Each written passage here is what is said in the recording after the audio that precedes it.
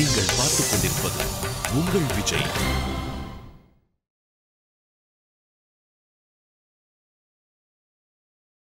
யானையினுடைய பாதத்தை பிடித்ததினாலே முதலைக்கும் சேர்த்து முக்தி அளித்தான் பரமாத்மா. நீ என்ன வேணா பண்ணு, ஆனா யாராவது ஒரு பாகவதோத்தமனுடைய திருவடியை பிடித்து கொண்டால் அவனுடைய சம்பந்தத்தினாலே உனக்கும் மேன்மை கிடைக்கும் என்பது காண்பிக்கப்பட்டது. யாரோ காலில் போய் விழாத, பிடித்தது யானையினுடைய பாதத்தை அந்த முதலை பிடிச்சது. கடைசியில முதலைக்கும் சேர்த்து முக்தி. ஏன்? ஹாஹா ஹூ ஹூ என்பதாக கந்தர்வர்கள். இந்த கந்தர்வர்கள் சங்கீத சாஸ்திர விற்பனர்கள். அதனால்தான் நாம் சங்கீதம் படிச்சே ஆஹா ஹோஹோன்ற மொழியோ. அந்த ரெண்டு கந்தர்வர்களுக்கு சத்திரவட நிருசிம்மன் கொடுத்திருக்கக்கூடிய அனுகிரகம் அது. அஹோபில க்ஷேத்திர மகாத்மியத்தில் சங்கீத சாஸ்திர சித்தி வேணும்னா என்ன பண்ணணும்னா, அங்கே அஹோபிலத்தில் ஜுவாலா அஹோபில மாலோல குரோடகாரஞ்ச பார்கவ யோகானந்த சத்திரவட பாவனஹா நவமூர்த்தயான்னு 9 நரசிம்மன் இருக்கார். 9 நரசிங்கன் உகந்துரையும் திருப்பதிகள் அஹோபில க்ஷேத்திரம். அதில் சத்திரவட நரசிம்மன் ஒரு பெருமாள்.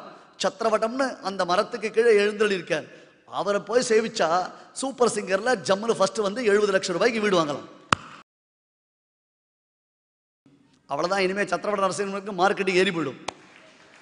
ஹாஹா ஹூஹூன்னு 2 கந்தர்வர்கள். அவர்கள் சங்கீத சாஸ்திர நிபுணர்களாக தாங்கள் விளங்க வேண்டும் என்று எம்பெருமானை பிரார்த்தித்தார்கள். சத்திரவட நரசிம்மன், இனி எங்கே சபையில் சங்கீதம் நடைபெற்றாலும் அந்த இடத்தில் உங்களுக்குத்தான் முதல் ஸ்தானம்னு சொன்னான். அதனால தான் சங்கீதத்தை ஆஹா ஹூஹூன்னு ரசிக்கிறோம். அதில் அந்த ஹூஹூன்ற கந்தர்வன் என்ன பண்ணினான்னா, ஒரு மகரிஷி அவர் நதியில் ஸ்நானம் பண்ணிட்டு இருக்கார், சந்தியானம் பண்ணிட்டு இருக்கார். இவன் தண்ணிக்குள்ள வந்து அவர் காலை பட்டுன்னு பிடிச்சான். பயந்து போயிட்டார். அவர் ஐயோ காலை ஏதோ முதல்ல பிடிச்சிட்டு போல இருக்குன்னு பயந்து போயிட்டார். சட்டுன்னு சுதாரிச்சுண்டா ஹி ஹின்னு இழிச்சான். ஏண்டா தண்ணிக்குள்ள வந்து முதல்ல மாதிரி என் காலை பிடிக்கிறியா, நீ முதலையா போயிட வேண்டியதுன்னு அவனுக்கு சாபம்.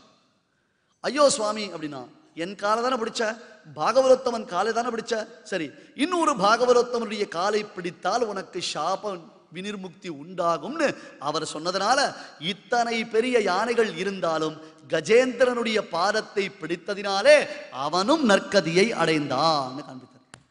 இந்த கஜேந்திரன் வந்தான், தண்ணிக்குள்ளே இறங்கினான், புஷ்பத்தை பறித்தான். பறித்த உடனே முதல்ல பிடிச்சது. எத்தனை நாள்? கஜ ஆகர்ஷதி தீரே நக்ர ஆகர்ஷதி ஜலே, கஜ ஆகர்ஷதி தீரே நக்ர ஆகர்ஷதி ஜலே.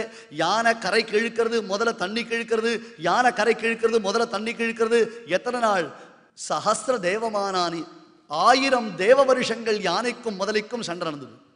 ஒரு நாள் இல்லை, 2 நாள் இல்லை, 1000 தேவ வருஷங்கள் யானையும் முதலையும் சேர்த்து அப்படி சண்டை போட்டுன்றது சுவாமி. சண்டை போட்டா இவன் கத்துறான், ஓன்னு கத்துறான். என்ன?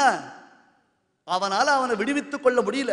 முதலினுடைய பற்களானது கூர்மையான பற்கள், அப்படியே கடிச்சு கடிச்சு, அதுவும் தண்ணிக்குள்ள சொத சொத சொத ஊழி யானையுடைய பாதத்துல எலும்புகள்லாம் தெரியறது வெளியில. அந்த சதையெல்லாம் போயிடுத்து, எல்லாம் ஷீழ் பிடிச்சு போயிடுத்து. யானை விட மாட்டேன்றது, முதல்ல பிடிச்சுட்டு இருக்கு. ஓ ஓ ஓன்னு கத்துறான். கத்தினா அந்த சப்தமானது திசைகள் தோறும் எதிரொலிக்கிறது. அந்த முதல்ல யானை கத்தச்சே எம்பெருமானேன்னு கத்தல. வீட்டுக்குள்ள பாம்பு வந்துருது, என்ன பண்ணுவோம்? பாம்பு பாம்புன்னு தான் கத்துவோம். அதான் சுவாமி ಹೇಳ್ತಾರೆ. அப்புறம் என்ன சுவாகரம் சொல்றது? தடி தடி நான் கத்துறோம் இல்ல. அதே மாதிரி திருட வந்துட்டானா திருடன் திருடனை கத்துறமே தவிர போலீஸ் போலீஸ் நான் கத்துறது இல்லையே. வந்தவருக்கு மறுபடியும் சுவாகத்தம். யானையை எது பிடிச்சது? முதல்ல பிடிச்சது. முதலே முதலே முதலேன்னு கத்திட்டு எம்பெருமான் காதுல மூவா முதலேன்னு விழுந்தது. மூவா முதலே அப்படின்னு விழுந்துடாம். நாகம் நாகம் நச்சாகம் நச்ச பவதி புனஸ்தாத்ருஷோ மாத்ருஷேஷு நக்ராக்ராந்தே கரில்ரே. அந்த யானையானது ஓடு ஓலமிட்டது. மூலமிட ஓலமிட வல்லார் வந்தார். சுவாமி தேசிகன் திருச்சின்னமாலையில காண்பிப்பார்.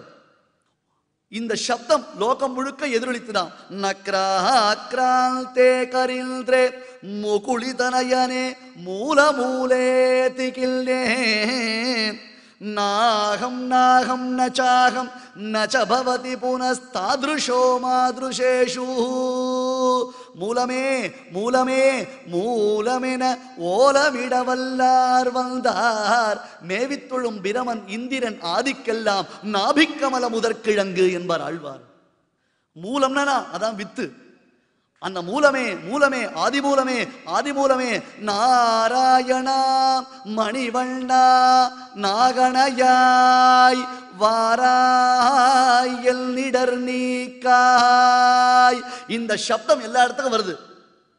தேவலோகத்துக்கு போறது, கைலாச பர்வதத்துக்கு போறது, பிரம்மலோகத்துக்கு போறது, அதை தாண்டி போயிட்டு இருக்கு. இவெல்லாம் என்ன பண்றான்னா, அவ என்ன பண்றா, இந்த சப்தத்தை நாங்க பரமாத்மாவிற்கு டெடிகேட் பண்றோம் சொல்றாளோ இல்லையோ, இவ மாத்திட்டாங்க. நாகம் நாகம் நச்சாகம் நச்சபவதி புனஸ்தாத்ருஷோ மாதுருஷேஷு. நாங்க இல்ல எங்க கோஷ்டியில யாருமே கிடையாதுன்னு அத்தனை பேரும் கைவிட்டா சுவாமி. அந்த சப்தம் காதுல கேட்டது. உள்ள பெருமாள் படுத்துன்னு இருக்கார் அந்த ஆதிசேஷ தல்பத்துல. போகி போக சயனீய ஷாயினே. அழகா ஜம்முன்னு படுத்துட்டு இருக்கச்சே இந்த சப்தம் அவர் காதல விழுந்துரு. ஒரு ஜம்ப், அவ்வளவுதான். அர்ஜென்ட். ஐயோ காதல சப்தம் விழுந்துட்டேனே. ஒரு அழுத்தினாராம். எப்படி இருந்தது? அந்த பக்கம் மகாலட்சுமி உட்கார்ந்துருக்கா, இந்த பக்கம் பூமி தாயார் உட்கார்ந்துருக்கா, எதிர லீலாதேவி அந்த நீலா நப்பிண்ணை பிராட்டி எழுந்தளிருக்கா. இவர் அழுத்தின அழுத்துல ஆதிசேஷனுக்கு 2000 நாக்கும் கண்ணும் பிதுங்கி போச்சு. கால ஒரு உதறுவதினர். மகாலட்சுமி 16 குட்டிகரணம் போட்டா. பூமி தேவி எகிரி போய் விழுந்தா. என்னன்னே தெரியல. லீலாம் லோலதமாம் மாமகணயன் நீலாமனாலோகயன் முஞ்சம் மஞ்சமஹி மகீஸ்வரமயம் மஞ்சம் ஹடாத் மஞ்சயன் ஆகர்ஷன் விஜராஜமப்பி நிஜபாராந்த லோகாந்தராத்ராதுஷோரி ருத்ராத்ரோதைது கிராஹ கிரகார்த்தம் கஜம். விஸ்வகுணாதர்ஷ சம்புல கிளம்பின மாத்திரத்துல சுவாமி எங்கே அப்படின்னு மகாலட்சுமி கேட்க வந்தா. க அப்படின்னார். ஜம்முன்னு இறங்கிட்டாராம். கஜம் 2 எழுத்துக்குள்ள வந்தாச்சுன்னு. அந்த வேகம் பெருமாள். முஞ்சம் மஞ்சமஹி மகீஸ்வரமயம் மஞ்சம் ஹட்டாத் பஞ்சயன்னு எதுகிரி குதிச்சு எடுத்து உடுத்து அவன் ஓடி வரான் சுவாமி. மீனமர் பொய்கை நான் மலர் கொய்வான் வேட்கையினோடு சென்றிடுந்த காணமர் வேழம் கையெடுத்தலர கரா அதன் காலினை கதுவ ஆனையில் துயரம் தீர புள்ளூர்ந்து சென்று நின்று ஆடி தொட்டானை தேனமர் சோலை மாடமாமயிலை திருவல்லிக்கேணி கண்டேனே. நாம் பார்த்த சாரதியை ஆழ்வார் சேவை பண்ணி வைக்கிறார். நீங்கள் பார்த்துக் கொண்டிருப்பது உங்கள் விஜய்.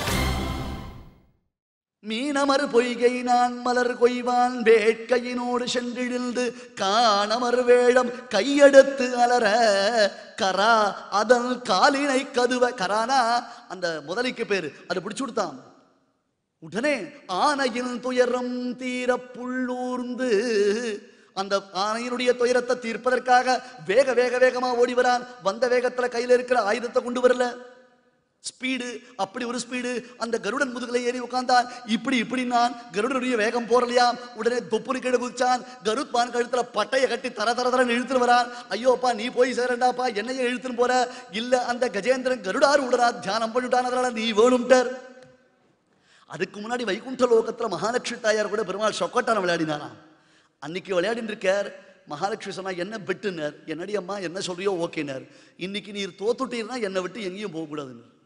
Okay proceed. யார் தோப்பான்றது லோகத்துக்கே தெரியும். அதுக்கு என்ன தோத்து போனார். சரி நான் எங்கேயும் போலேனார். நான் உன்னை நம்ப மாட்டேன்னு மகாலட்சுமி என்ன பண்ணிட்டா, தன்னுடைய முந்தானையில அந்த பெருமாளுடைய வஸ்திரத்தை போட்டு முடிச்சு வச்சுட்டான். இவர் ஒரு ஜம்ப் பண்ணி எகிரி உட்கார்ந்தார் பாருங்க கருத்பான் தோல்ல.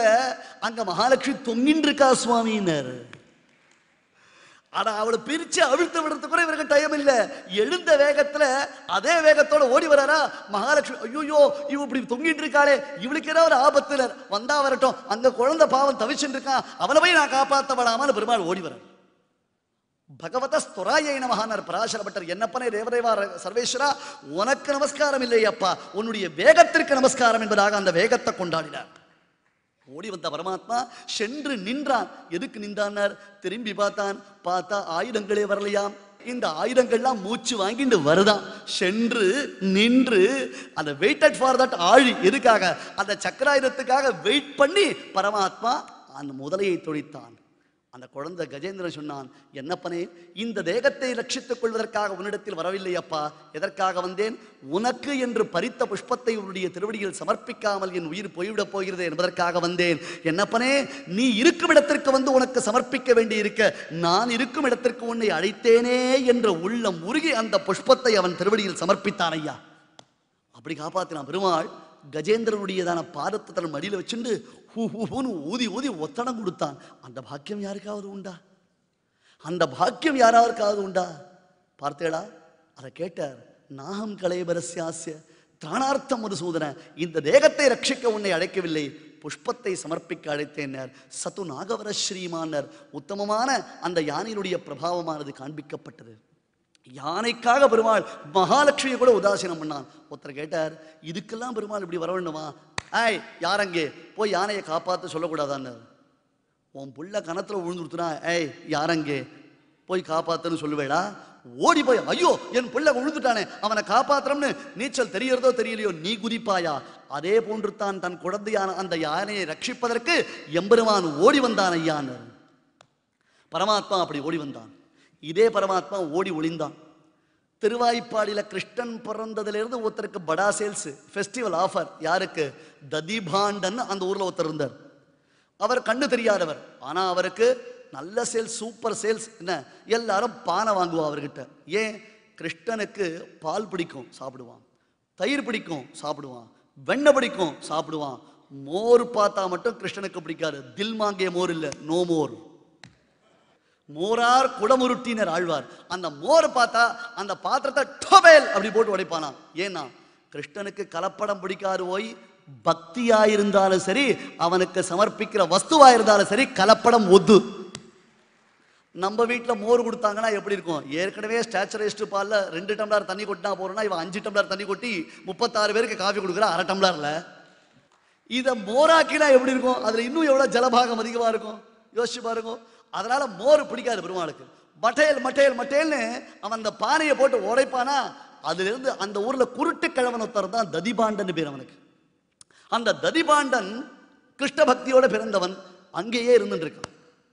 ஒரு நாள் யசோதை பிராட்டியும் மற்றமுள்ளதான கோபிகளும் கண்ணனை விரட்டி கொண்டு வருகிறார்கள். ஏன்னா கண்ணன் ஏதோ களவு பண்ணான், அவனை விரட்டின்னு வரா. ஊருக்கு வெளியில ததிபாண்டனுடைய குடிசை இருக்கு. இந்த கதை பாகவரத்தில் கிடையாது, அருளாளதாசருடைய பாகவரத்தில் உண்டு. திவ்ய கவி பிள்ளை பெருமாள் ஐயங்கார் திருவரங்க கலம்பகத்தில் இதை பாடுறார். இந்த மாதிரி பெரியோர்கள் இதை உகந்து பேசியிருக்கான். அங்கே வந்தா ஒரு ஓலை குடிசை, ஓட்ட குடிசை. அந்த குடிசைக்குள்ள வந்தோடனே கண்ணு தெரியாத ததிபாண்டர் இருந்தான். தாத்தா தாத்தா, நான் யாரா நீ, யாரா பிள்ளையன்னு. நான் தான் பலராமனுடைய தம்பின்னு. என்ன அட்டகாசம் தெரியுமோ இல்லையோ? மை நம்பி நம்பியும் இங்கு வளர்ந்தது அவனிவை செய்தறியானார் ஆழ்வார். அடி அம்மா, யசோதைக்கு 2 பிள்ளை, ஒன்று பலராமன், இன்னொன்று கண்ணன். அந்த மூத்த பையன் எவ்வளவு சமுத்தா இருக்கு பார், சின்னதுதான் ரொம்ப பொல்லாதுன்னு. அந்த பெரியவன் பேரை சொல்லி அண்ணா பேரை சொன்னா தம்பிகளுக்கெல்லாம் பொழைப்பு அப்படின்றத கிருஷ்ணன் காமிச்சிட்டான். அவன் பலராமனுடைய தம்பினா, டேய் நீ தானே அந்த கிருஷ்ணன் அப்படின்னு நினைச்சுப்பாடா? நினைக்க மாட்டான். ஓஹோ, அந்த சாத்விகரான பையனுடைய தம்பியா, எதுக்கு இங்க வந்திருக்க? தாத்தா தாத்தா, என்ன எல்லாரும் விரட்டின்னு வரா, நீ தான் காப்பாத்து. எதுக்குடா விரட்டின்னு வரா? அவளுக்கு என்ன பார்த்தா பொறாம தாத்தா. இது சொல்றது இது. ஏண்டா கிருஷ்ணா உன் பேர்ல அவளுக்கு பொறாம? இந்த பார், நீ ரொம்ப கேள்வி கேட்கிற, எனக்கு ஒழிஞ்சுக்கிறதுக்கு இடம் கொடுப்பியா மாட்டியா? இந்த குடிசையில இடம் எங்கடா இருக்கு? எல்லா இடமும் ஒண்ணுமே இல்லை, ஒண்ணுமே கிடையாது. ஒரு ஒழிஞ்சுக்கிறதுக்கு ஒரு பீரோ இருக்கு, ரேக் இருக்கு, லாஃப்ட் இருக்கு சொல்லலாமா? வெறும் குடிசை. மழை பெஞ்சதுன்னா உள்ள தண்ணி அதிகமாக கொட்டுறது, வெளியே விட. அப்படி ஒரு ஓட்ட குடிசை. அந்த ததிபாண்டர் ஒரு ஸ்டூல் போட்டு இருக்கான். என்ன ஸ்டூல்? ஒரு பானை.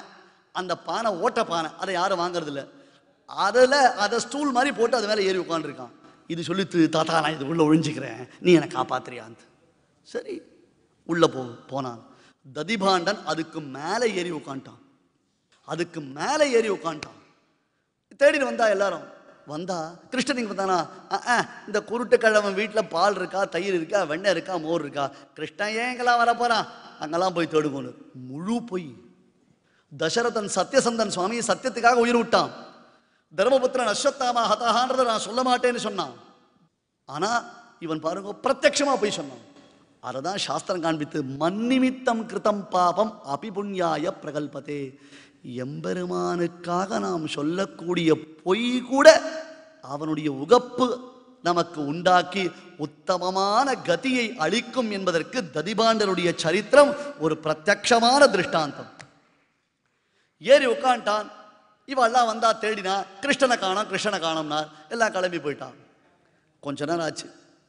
இது இந்த விரலால் அவனை குத்துறது. மேலே உட்காந்துருக்கானோ இல்லையோ, தாத்தா தாத்தா எழுந்திருங்களேன் அப்படின்ட்டு. நீங்கள் பார்த்துக் கொண்டிருப்பது உங்கள் விஜய். எழுந்துக்க மாட்டேன். ஐயோ மூச்சு திணறது, எழுந்திருங்களேன். முடியவே முடியாது கிருஷ்ணா. என்ன தாத்தா வம்பு பண்றேன், எழுந்துக்கு போயிட மாட்டேடா. கிருஷ்ணா எனக்கு மோட்சம் கொடுப்பேன்னு சொல்லு, அப்பதான் எழுந்துப்பேன். ததிபாண்டன் சாமானியப்பட்டவன் இல்லை. எனக்கு மோட்சம் கொடுப்பேன்னு சொல்லு, அப்பதான் எழுந்துப்பேன். நாசமா போச்சு, என்னால இந்த பானையிலிருந்தே மோட்சம் அடைய முடியல, நான் எங்க உனக்கு மோட்சம் கொடுக்கறது? நான் நீ எழுந்தாதான் இந்த பானையிலிருந்து என்னாலேயே வெளில வர முடியும். எனக்கே மோட்சம் நீ கொடுக்கணும், நான் எங்க உனக்கு மோட்சத்தை கொடுக்கறது? கிருஷ்ணா மாயம் செய்யேல் என்னை, ஆழ்வார் சாதிப்பார், என்னை ஏமாத்திரியா நீ? முடியாது. மகாலட்சுமியின் மீது ஆணை, உன் மீது ஆணை, என்னை ஏமாத்தாத. நிஜாவதார மர்மவனு తెలిసిన వాళ్ళకి நீ வலையஞ்சிரேமகோ ராமா. தியாகபிரம்மன் கேட்பார், உன் அவதாரத்தின் ரகசியத்தை அறிந்தவர்களை எல்லாம் நீ ஏமாற்ற முடியுமா என்னப்பனே சர்வேஸ்வரா? ஏமாற்ற முடியாது. ஐயோ தாத்தா நான் சொல்றனே, என்ன விடுங்களேன், என்ன விடுங்களேன்னு. நீ எனக்கு மோட்சம் கொடுப்பேன்னு சொன்னா தான் கிருஷ்ணா உனக்கு மோட்சம்.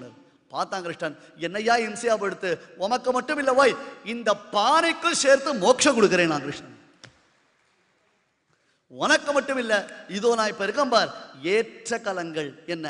கண்ணனை தனக்குள்ளே ஏற்ற கலங்கள், கண்ணனை தனக்குள்ளே ஏற்ற கலங்கள். அவனை ஏற்றுக்கொண்டது உள்ள போயிட்டான். உனக்கு மோட்சம், உன் பானைக்கு மோட்சம். அத்தான கோபிகளும் பார்த்துட்டு இருக்கா. திருவாய்ப்பாடியில வைகுண்டத்திலிருந்து விமானம் வந்தது. 4 பேர் விஷ்ணு தூதர்கள் இறங்கினான். குருட்டுக்கிழவனை கைப்பிடிச்சு பத்திரமா அழைச்சின்னு போய் அவனை உட்கார வைக்கிறா. என்ன எப்பேற்பட்ட இடம் தெரியுமோ இல்லையா? ஜென்ரலா எக்கானமி கிளாஸ் இல்லை, இது எக்ஸிக்யூட்டிவ் கிளாஸ். அந்த ததிபாண்டனுக்கு உட்கார வச்சுட்டு அடுத்தது அப்படி கை அசக்காம அந்த பானையை கொண்டு போய் உட்கார வச்சு அதுக்கு ஒரு சீட் பெல்ட் போட்டு விட்டு அந்த பானைக்கும் வைகுண்டத்தை கொடுத்தா சுவாமி. இன்னைக்கும் வைகுண்டம் போனா, ஐயோ இவர் வாயில நல்ல வார்த்தையே வரலையே நினச்சிக்காதீங்க.